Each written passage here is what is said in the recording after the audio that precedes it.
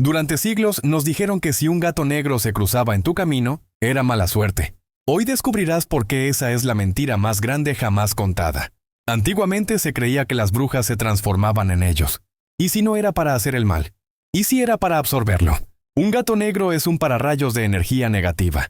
Son el color de la noche. Se visten de sombra para poder cazar a las sombras que te acechan. Son los que más tardan en ser adoptados, porque están esperando al humano que más los necesita.